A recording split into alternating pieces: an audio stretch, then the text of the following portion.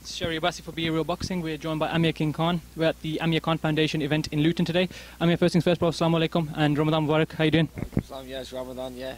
We're here in Luton today, for the charity event for the Amir Khan Foundation.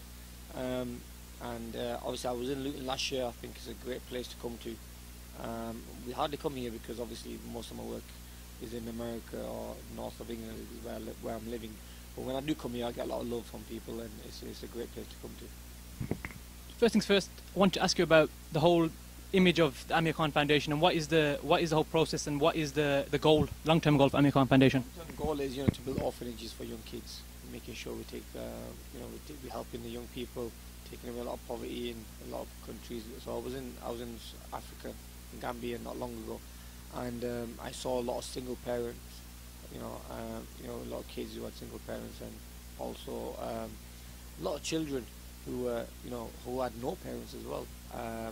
They needed help.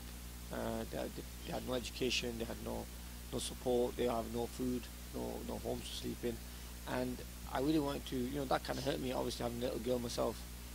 Imagine my little child in that position. So I wanted to show my support by, building orphanages, so we can teach them and educate them, and also give them homes to live in, and food and everything, so, and hand clothing and everything. So that's what I want to do. So I'm building my first orphanage in Gambia, which will hopefully be ready around about next year sometime.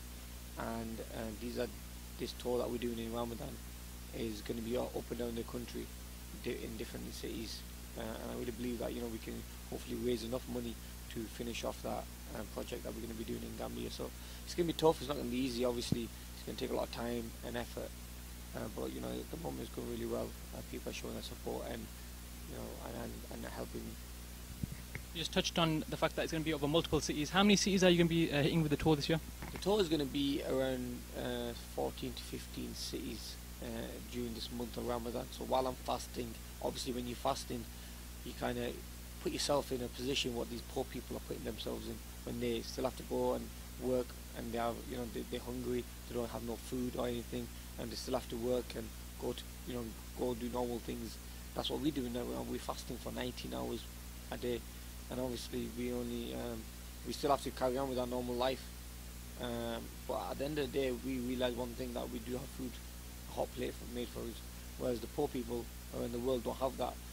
And obviously with Amir Khan Foundation, we want to help poverty, we want to help support them, and also help them, take them away from poverty, take them out of poverty, and give them a better life. That's what we want to do. Now with the Amir Khan Foundation, you've said that you're going to hit a number of cities this year, and last year you did as well.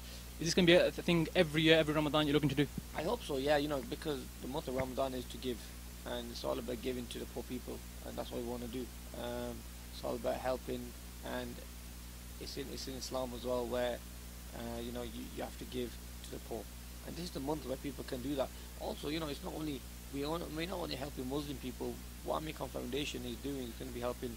It doesn't matter what race you are, what culture you have, or what religion you have. We're going to be helping everyone around the world and build orphanages, and also support the young people, because I really believe helping the young people to the future, by supporting them when they grow up, they can help the other young people, the young generation, and that's what I want to do. Now you just touched on your race. Now, for example, you're a British Pakistani and you've grown up in the UK.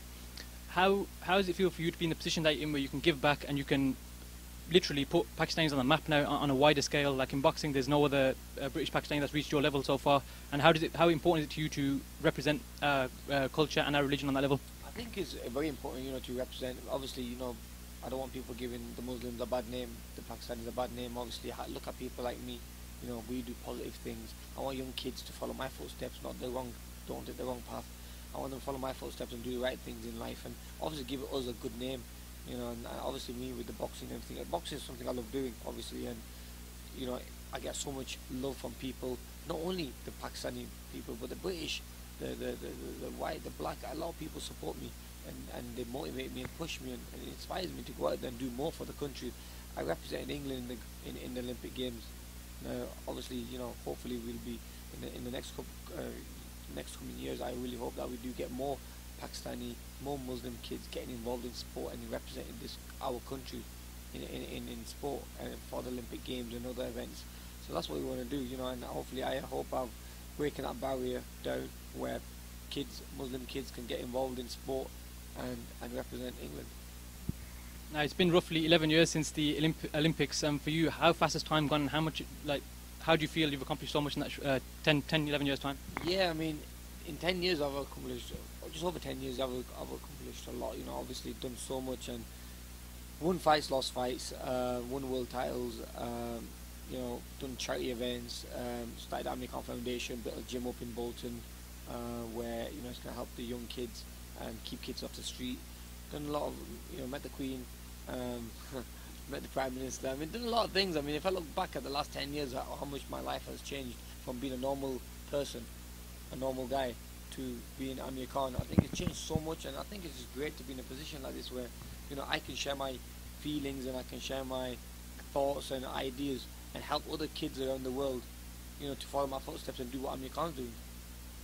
Now you went to Pakistan 5 or 6 months back, and you had like a massive hero's welcome everywhere you went. It was a occasion. How does it feel to you when you go back to your home country of your ancestors to be greeted with open arms like that? Yeah, it's amazing. Obviously, I live in England, but when I do go back to Pakistan, the love I get over there is amazing.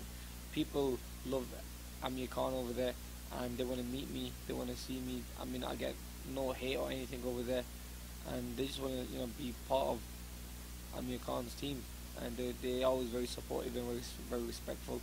So whenever I go Pakistan to visit, obviously my parents were from there, my grandparents were from there, I always go back there to show my respects and everything and meet the people there. Last time I went there was when the poor kids were killed in that school in Peshawar, yeah, so I wanted to go and show my support there and give kids that confidence to go back to school again, and also give courage to their parents to send the kids to school, and also improve on security. So I had a meeting with the army and also a lot of politicians and stuff. But you know, it's all about just, you know, it's always nice to go back to your home and also go back to your roots. That's one thing I've never forgotten. And also helping the local community in the UK as well. I do a lot of work with the local community with Bolton. I just joined the Amir Khan Academy, which is my gym I own. We've just linked a partnership now with Bolton University. So, you know, we're doing a lot of work in the local community as well. Also, you know, feeding the homeless around Greater Manchester and across the UK that we're going to be doing. So it's all about, Amir Khan Foundation is all about helping and showing support, and also, you know, helping the people who need our help. I'm in a very fortunate position where if people see Amir Khan doing good stuff, positive stuff, they will follow my footsteps and do the same. So while I'm on top of my game at the moment, I can keep doing that. Now your public profile, for example, on Twitter, you've got 1.6 million followers, only behind Floyd Mayweather and Manny Pacquiao. Do you think that that's a tactic to Floyd Mayweather when he says that Amir Khan doesn't have a name, just to undermine you? Basically, you know, when Floyd said Amir Khan's not big enough to fight me, and I'll give you an example. Obviously, I'm probably the third biggest fighter on social media with a following with 1.6 million followers and 3 million on like Facebook and stuff. If you look at my last fight, which matters more than anything, Floyd Mayweather is all about pay-per-view buys. Now, Amir Khan's last fight, which was on Spike TV, had the ratings which were the biggest ratings in America from the past 8 years. So I hold the most ratings of the viewers who watched that fight on that night, and that was up against the ice hockey. There was a big ice hockey game as well in the same state. So, and if you look in the venue, it was a full packed venue in the Barclays Stadium. So a lot of people come and bought tickets to watch me fight. There was Paulie Malignaggi who was meant to be on the fight, but that pulled out. So obviously, people thought it was going to affect ticket sales, but it didn't. There was still a lot of people there come to watch Amir Khan fight. So really, when Mayweather says, "I'm not a big enough name," I'm bigger than Maidana. I'm bigger name than Maidana. I beat Maidana. He fought him twice. Judah. I mean, most of these guys, Victor Ortiz, we fought, Robert Guerrero, all these guys. I mean, he's fighting. I'm a bigger name than them. So and plus, I bring not only American fans to the table when I fight. I bring the UK fans to the table. I also bring the UAE, Asia. I mean, the population of India, Pakistan. I mean, you're looking at over 1 billion. So we bring a lot to the table that Floyd is not known in that part of the world. But I would bring that to the table when, you know, if that fight ever happened between me and Floyd. But to be honest with you, I really believe that he doesn't want to fight. He really is worried. I spoke to his father not long ago, and he seems very worried as well, and comes up with any excuse not to fight me. I mean, he's talking about that I lost fights. Obviously, the best of lost fights, you know, Muhammad Ali, Mike Tyson, they come back from. It's how you come back from losses. I've come back from losses and put myself in a position again to fight for big world title fights and big names. So it seems to me that they're really worried and they're not looking to fight a style like mine because they know it's going to be a tough fight. Now he kept saying his father that Floyd is going to take an easy fight. Floyd himself says he's going to take an easy fight. Then he says again, you're going to be your easy fight for us. If you really believe it's an easy fight, take the fight. Let's take the fight. Let's make the fight happen. But I don't think it's going to happen because I really believe Floyd definitely is worrying and he really thinks that it's going to be a hard fight for him and he wants an easy route. And by taking an easy route, he wants to avoid Amir Khan. So the conversation you had with Floyd, we've seen a lot on social media that it was quite derogatory, a lot of swearing, a lot of fighting going on. He was very frustrated. Obviously, Floyd was very frustrated. Got very angry quickly, and that was because obviously I told him the truth, why he doesn't fight me. And Floyd Senior didn't like what I was saying because truth hurts, and then obviously he got a little abusive over the FaceTime. It was a friend linked us together. But look, like I said, maybe this is all hype for the fight to happen. Maybe it's not. Maybe they really are worrying or they have that fear in them. But look, time will tell. But I really think Mayweather won't want to fight me. I think he will try to avoid it as much as he can. Like he did with Manny Pacquiao. He avoided Manny Pacquiao for so many years till Manny got old. And then he said, look, I decided to fight you now. So, I mean, Floyd's very smart. Maybe that's the reason he has an unbeaten record. Fighting guys at the right time. Fighting people when he thinks he can beat them. So, I mean, look, that's a technique on its own, and obviously he has a technique. You just touched on Manny Pacquiao, and you said that the Manny Pacquiao fight took place quite late on. What was your opinion on the fight and how it went in the end? Manny Pacquiao fight, Mayweather the way he did. He was smart, kept him long, hit angles and everything.